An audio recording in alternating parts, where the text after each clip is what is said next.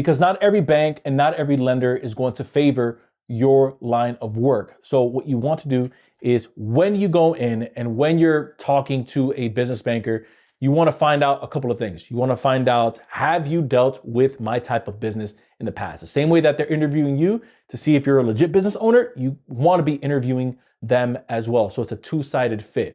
Do you work with my type of business? How much funding have you gotten for my line of work? And what products do you guys have available for my industry? These are three key questions that I always tell my clients to ask a business banker. It's going to do two things for you. Number one, it's going to let you know off the bat how sharp of a business banker you have. Is it someone that's going to go up to bat for you when they're presenting your file to the underwriter? And then number two, you're going to find out how thick or thin the possibilities are that you're going to have to be able to achieve the funding that you're looking to get based off of the amount of products that they have available for your business. So a couple of different funding products that you want to ask them about: business credit cards, business lines of credit, business term loans, SBA loans, equipment financing. Now, before we go into phase three, which is the exact process, products, and banks that our clients use to get access to over $280,000, I first want you to remember this formula whenever you're creating a funding round. The formula goes as follows: partnerships, big banks, regional banks, local banks, and credit unions. Those are the five that you want to pay attention to. Now, whenever I'm with a client and we're looking at their spreadsheets, we're looking at their P&Ls, if they're an experienced business, and we're looking at where they're located with, again, everything in phase one, I'm going through this exact model right here. We're trying to find some quick wins. Do they already have partnerships set up with banks? Meaning, are there banks that they already have relationships with? What type of big banks do they already have access to? Do they have a personal line of credit? Do they have a business line of credit? Do they have a personal account?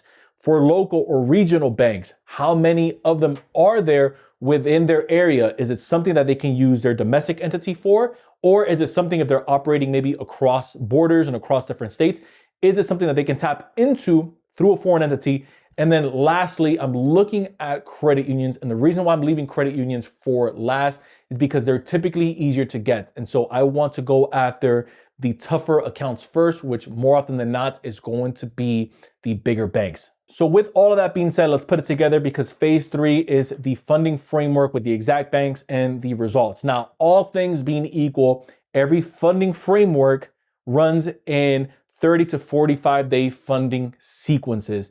Here's what that means. Based off of all the accounts that you are about to hear, we were able to achieve this within 30 to 45 days from start to finish. Now, every person's timeline is different, but this was the timeline for them to achieve $280,000 because there was a few moving pieces that we had to help them take care of along the way. So the first bank that we helped them get access to was PNC. Now with PNC, they were able to get over $115,000. Here's a breakdown of that. It was a $75,000 business line of credit, a $40,000 business credit card. Now the sequence with this bank is they had to wait 30 days. So what we recommended was, hey, open an account first.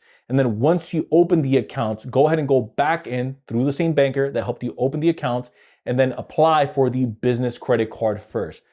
Adding another 10 to about 15 days once you activate that card, then go back in for a business line of credit. Now, a pro tip with PNC is whether you are a complete startup or if you are an existing business, PNC is one of those no to low doc type of banks that are working right now, at least at the time of this recording, that are helping people get access to these lines of credit. So this is definitely a product that you want to take advantage of while it's still hot. Now, the second bank was Wells Fargo. They were able to get access to over $80,000 in business credit, 50 of that coming from a business line of credit, and the other 30 of that coming from a business credit card.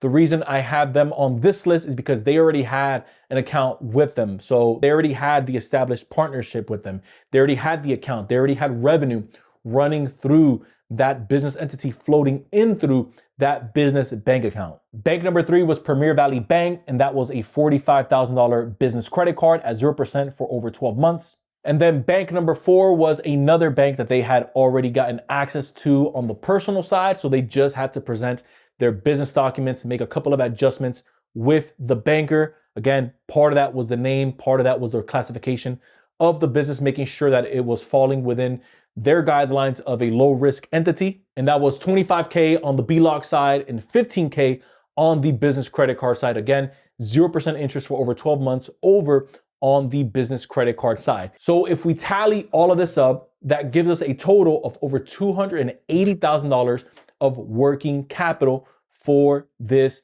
business. Now, this process is going to work for you regardless whether you are a brand spanking new business, meaning you just opened up your LLC, you have no revenue, you're just getting your business credit off the ground, or if you are an existing business where you have an 80 plus on the Paydex score, you have a full understanding of your P&Ls, you're bringing in some serious revenue. But the main focus that I want you to take away from this isn't so much the banks, but rather how this whole thing is broken down. Because if you can understand the how, then the banks don't really matter, because at that point, you know exactly what the banks look for. So if one bank decides to turn you down, you're able to take that information of how you structured your business and take it to the next bank that's going to approve you. And that's how we're able to rinse and repeat this funding process.